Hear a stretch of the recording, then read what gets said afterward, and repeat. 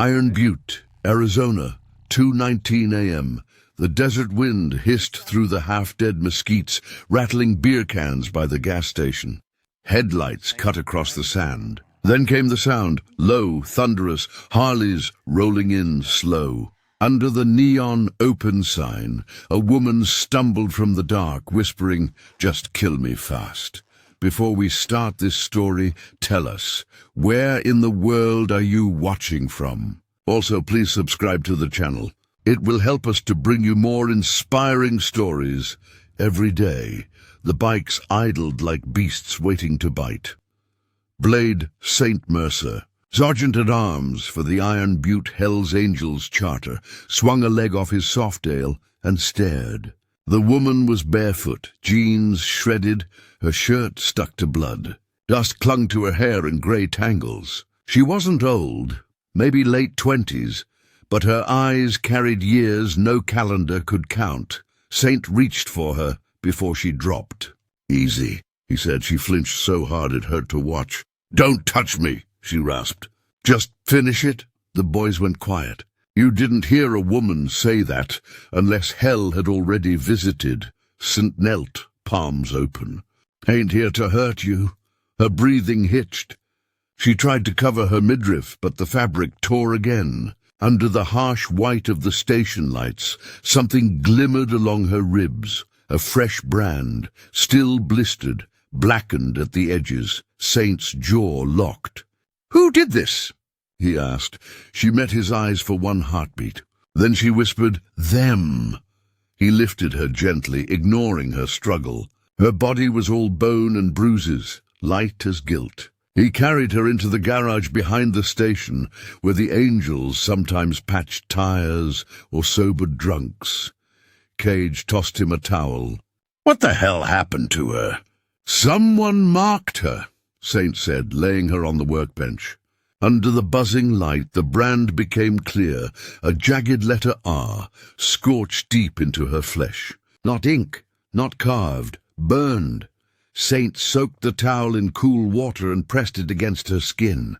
She hissed, fists clenched. "You got a name?" he asked. She hesitated. "Lena." "All right, Lena, you're safe now." She laughed once, hollow. "Nobody's safe from them." Saint looked over his shoulder. The brothers watched, silent. "Who's them?" She swallowed. "The rain, they own the ranch past Route 9. Girls go in, don't come out." Saint's eyes darkened. He knew that name. Rain Ranch, the place even cops called off limits. And now it had branded a woman alive. By dawn, the club sat around the oil-stained table inside the bar. Coffee steamed beside ashtrays overflowing with last night's anger. Saint laid out the facts. Rain Ranch is running girls. Lena's proof. We hit it or we ride knowing we looked away. Bull, the president, chewed his toothpick. "You sure you want to light that fire, brother? Those bastards pay off half the county." Saint met his gaze. "Then we'll burn the other half." A low murmur ran around the room. Not fear, just the old thrill that came before war. From the back, Lena's voice broke the silence. "You can't win against them. They have guns, guards." Saint turned. "So do we." She shook her head. "You don't understand. They don't sell girls. They break them." Her hand brushed her ribs, where the brand hid beneath fresh bandages. Saint's throat tightened. "Then we'll break the men who did it." The room stilled. Decision made. Outside, the desert waited, hot and hungry. They rode out that night. Engines roared through the canyon, echoes bouncing like war drums. The moon hung low, bruised and heavy. Lena sat in the support van with Red, staring at the highway striping past. Every few miles, she'd reach for her side, checking the brand as if afraid it might crawl back into her skin. Saint led the line. Black leather, silver cross, a scar splitting his eyebrow. He wasn't thinking about revenge. He was thinking about mercy, and how cruel it was that the two looked the same from far away. When they reached the outskirts of Rain Ranch, the lights glowed faintly through dust.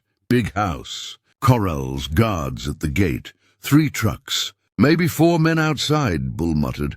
Saint's reply was quiet. Then it's even, Red whispered to Lena. You don't got to watch this. Lena's voice came sharp. I already did once. This time I want to see it end. The bikes fanned out, engines killing one by one. The desert went still. Then the angels moved. The first gunshot shattered the quiet like glass. Saint was already through the gate, shotgun barking. The guards scrambled, but half-awake men never win against fury that's been planning all day. Lena watched from the ridge, hands pressed against the van window. The glow of muzzle flashes painted the night like lightning. Inside the main barn, Saint kicked down the door. A row of cages lined the walls. Women, bruised, shackled, eyes hollow. He broke the first lock with the butt of his gun. You're free, he said, but the girl just stared, too long trapped to believe. From behind him, a voice sneered. You got no right here, biker, Saint turned. The man was tall, wearing a ranch coat, pistol drawn. The same symbol, the R, hung on his belt buckle. Saint lowered his weapon slowly. You're the one who brands people? The man grinned. Call it marking property. Saint's eyes went cold. Then tonight, property fights back. The next shot wasn't warning. It was justice. The man dropped hard, his gun skittering across the floor. Saint stood over him, chest heaving, smoke curling from the barrel. Get those cages open, he barked. The angels moved fast. Bolt cutters clanging, chains snapping. Women stumbled out one by one, shielding their faces from the light. Lena pushed through the door, ignoring Red's shouts to stay back. When she saw the cages, her legs gave out. It's them, she whispered. They branded us here. Saint turned, realizing the truth. The barn wasn't just a holding pen. It was the place they'd made her kneel. The scorch marks on the far beam, the branding iron hooks, told the rest. From the shadows behind the stalls, another figure stepped out, older, lean, a face she knew too well. Lena froze. Caleb, he smiled, slow and cruel. Didn't think I'd see my best girl again. Saint raised his gun, but Caleb lifted his hands, grinning. You can't kill me, Saint. You don't even know what she really is. The words hit like a sucker punch. The barn fell silent. Even the wind outside stopped to listen. Saint's voice came low. What are you talking about? Caleb's smile widened. You think she's some innocent victim? Ask her who held the brand the first time. Lena's eyes went wide, her breath hitching. Don't, she whispered. Saint turned to her. What's he saying? Tears cut through the grime on her cheeks. They made me do it, she said, choking on the words. They'd kill the others if I didn't. I burned them. I marked them. Everyone, the room spun. Even the rescued women backed away slightly, their faces pale with a mix of horror and pity. Caleb laughed. See, my little angel earned her wings. Saint's jaw tightened. He aimed the gun straight at Caleb's chest. Then you made her, Caleb sneered. She chose survival. Saint pulled the trigger. When the echo faded, Caleb lay dead, eyes still open, grin gone. Saint turned to Lena. You ain't what he made you. You hear me? But she couldn't answer. By the time dawn touched the desert, smoke rose from Rain Ranch. The angels had burned it to the foundation. No more cages, no more marks. But the victory didn't feel like one. Lena sat on the hood of the van, wrapped in Saint's jacket, staring at the flames. I branded them, she said quietly. I don't deserve saving. Saint leaned beside her, arms folded. You didn't brand them. You survived them. Big difference. She looked at him, eyes hollow. You don't get it. Every time I close my eyes, I see their faces. He nodded. Yeah, I see mine too. They stood in silence, watching the last of the fire die into ash. When the sun broke fully, one of the rescued girls approached, a teenager, maybe 17. She reached for Lena's hand. You freed us, she said softly. Lena blinked. tears spilling unchecked. For the first time, she didn't pull away. Saint turned to Bull. "We're taking them to Redwater Shelter." After that, he looked at Lena. We'll figure the rest out." The ride back was quiet. Dust followed their tires like ghosts refusing to rest. Saint rode lead, scanning the horizon. Behind him, Lena sat in the van, hands folded in her lap, watching the desert unfold. Halfway down the canyon road, she whispered to herself, "I want it gone." Red glanced over. "What? The brand?" "I want it burned out. Even if it scars worse at the next stop." Saint heard her. He crouched by her door. "You really want that?" She nodded. "I don't want their mark on me anymore." He studied her face. No fear, no weakness, just finality. "Then I'll do it."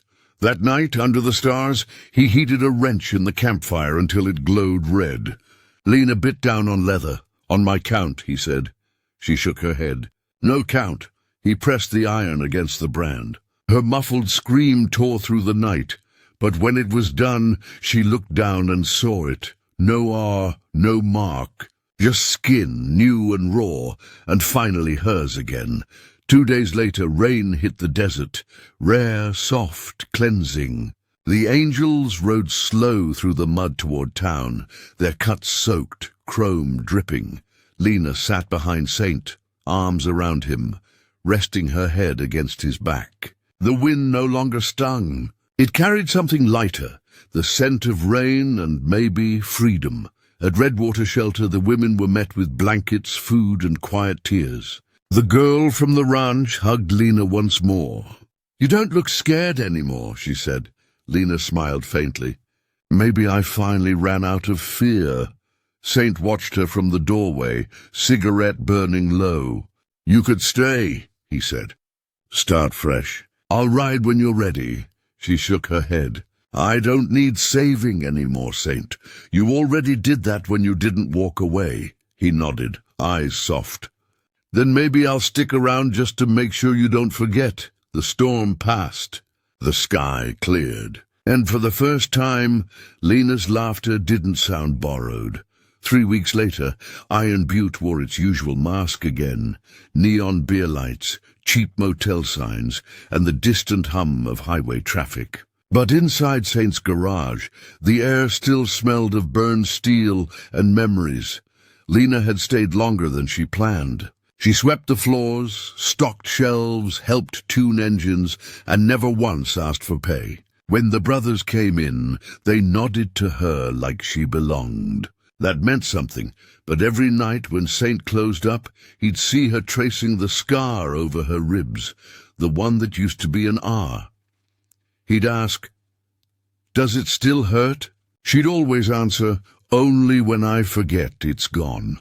That morning, a black pickup pulled into town, windows tinted, plates unmarked. Saint's gut turned to stone. Out stepped a man in a sheriff's jacket, but the badge didn't match the uniform. He walked straight into the bar where the angels drank and said, "I'm looking for a girl with a scar." And the man who burned my business to the ground. The silence hit harder than gunfire. Saint stood up slow. The man's voice was too familiar, calm, practiced, wrong. "Reckon you're talking about me," Saint said. The man smiled thinly. "Name's Deputy Corman. Rain Ranch was federal property. You cost the Bureau a case 3 years in the making." Saint laughed once, no humor in it. "You call that place a case? Looked more like hell on earth." Corman's jaw flexed. "You interfered with an ongoing operation. I could haul you in right now." Bull leaned forward from the back booth. "You could try." Tension thickened like smoke. Corman shifted his weight. "The girl you're protecting, she's evidence. You hand her over, and I forget this ever happened." Saint's smile vanished. "She ain't evidence. She's a person." Corman's tone dropped to a growl. "She's a liability. You think she's innocent. You should see what's on the files." Saint's fists tightened. "You bring files. I'll bring truth." Corman smirked. Truth doesn't keep people alive. Neither does lying, Saint shot back. That's when the first punch landed. The fight was fast, brutal, and loud. Tables overturned, bottles shattered. The jukebox screamed static before dying mid-song. Corman went down swinging, but Saint's rage had purpose now. Every strike carried someone's pain, Lena's, the branded women his own. When it ended, the deputy lay unconscious, bleeding from the mouth. Bull grabbed Saint's shoulder. "And brother, we just put down a fed." Saint wiped blood from his knuckles. "No, we put down a threat. There's a difference." They dumped Corman outside the town limits with his gun unloaded and his badge tucked in his pocket. A warning. Not a death sentence, but that night, Lena found Saint cleaning the blood from his jacket. "They'll come for you now," she said quietly. He didn't deny it. "Then they'll find me standing." She stepped closer, fingers trembling. "You keep saving people who can't save you back." He met her eyes. "You did." She looked away, tears slipping free. "You don't know what that means." Saint exhaled smoke into the dark. "Yeah, I do. It means we're both still here." The next morning brought no dawn, just grey sky and sirens far off. Word spread quick. Corman's body was missing. Someone had taken him before sunrise. Bull cursed. "This ain't over. Whoever he worked for is clean in house." Saint loaded his gun, holstered it slow. "Then we hit first." Lena stood by the door, pale but steady. "If you go after them, you'll die." Saint gave a half smile. "Maybe, but I ain't dying hiding." She reached for his arm. "You think revenge fixes anything?" He stopped. "No, but sometimes it stops the bleeding." She stared at him for a long time, then nodded. "Then I'm coming with you." The brothers exchanged looks. Red muttered, "She's got more guts than half of us." Saint didn't argue. He just handed her a spare vest, black leather, blank patch. "No colors," he said. "You ride as family, not soldier." She slipped it on. It fit, like it had been waiting for her all along. They kicked their bikes to life. The storm was coming. They found the compound outside Marrow Canyon, a hidden facility buried under decades of desert rust. The feds had called it detention, but to Saint's eyes it looked a lot like another rain ranch. Security lights swept the dirt. Trucks lined up like dominoes. And by the gate stood a man Lena recognized instantly. Corman, alive, bandaged, smirking. "Should have finished the job," Red growled. Saint dismounted, voice low. "No, let him talk first." Corman's grin widened. "You think you burned down one hell? There's 50 more just like it. Trafficking, testing, training. We build control. Branding's just a label." Lena stepped forward, gun raised, voice steady. "You brand souls. You don't get to call that control." He looked at her, the survivor, the scar, the defiance, and sneered. "You're damaged goods, sweetheart." Saint stepped in, eyes steel. "She's the proof you can't destroy what you don't understand." Then the angels moved, synchronized chaos and fury. Engines screamed, bullets sparked, and justice roared through Marrow Canyon. Gunfire split the night wide open. Saint ducked behind a rusted truck, reloading fast. Red was yelling orders through the chaos. Dust burned the air. Bullets ripped through metal. Lena crouched behind him, hands shaking but steady on her weapon. "You shouldn't have brought me," she said. Saint grinned through the grit. "I didn't bring you. You rode." When a spotlight swept toward them, she fired first, clean, perfect aim. The light shattered, plunging the yard into darkness. "Good shot," he muttered. From across the yard, Corman shouted, "You can't win. Even if you kill me, others will come." Saint stood, voice cutting through the gunfire. "Then we'll keep riding till they stop." He charged forward, firing into the glare, every echo a heartbeat closer to freedom. When it was over, silence fell hard. Smoke hung thick, and the only sound was the clink of shell casings cooling on concrete. Lena looked at him through the haze. "It's done," she whispered. Saint holstered his gun. "No, it's just over." Morning found them sitting on the canyon ridge, legs dangling over the edge, the world washed gold by dawn. Below them, the facility burned. The angels watched in silence, rough men who'd fought, bled, and finally made peace with what they'd done. Red broke the quiet. You ever think we'll stop finding devils like that?